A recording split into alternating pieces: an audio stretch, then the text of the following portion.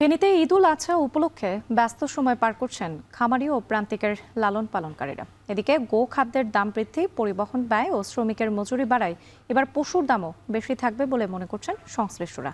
এ নিয়ে আরও জানাতে ফেনীর পাঠানবাড়ি এলাকার একটি খামার থেকে যুক্ত হচ্ছেন সোলাইমান ডালিম।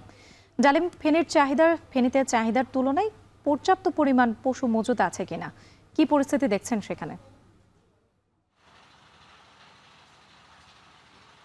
রাত্রি পবিত্র ঈদুল আজহাকে কেন্দ্র করে কোরবানির যোগ্য যেসব পশু রয়েছে সেগুলো লালন পালন এবং মোটা তাজাকরণে ব্যস্ত সময় পার করছেন ফেনীর যে খামারি এবং প্রান্তিক পর্যায়ে যারা লালন পালন রয়েছে তারা।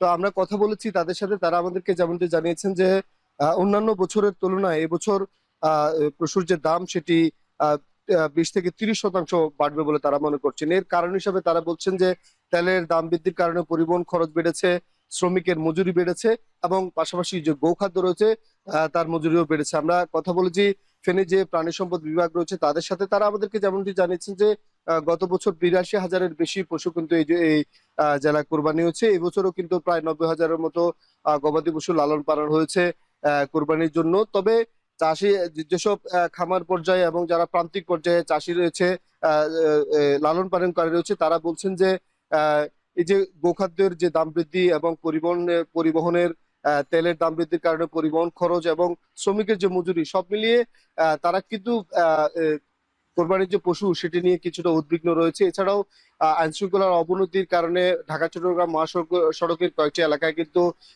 এই পশু বহনকারী যে পরিবহন সেটি ডাকাতির ঘটনা ঘটেছে।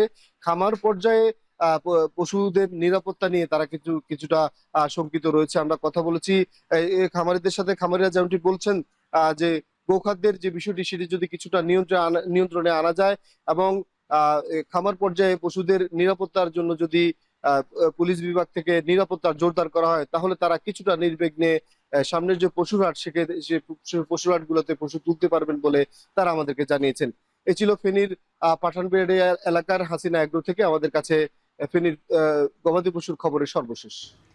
সোলাইমান ডালিম যুক্ত ছিলেন, জানাচ্ছিলেন বিস্তারিত।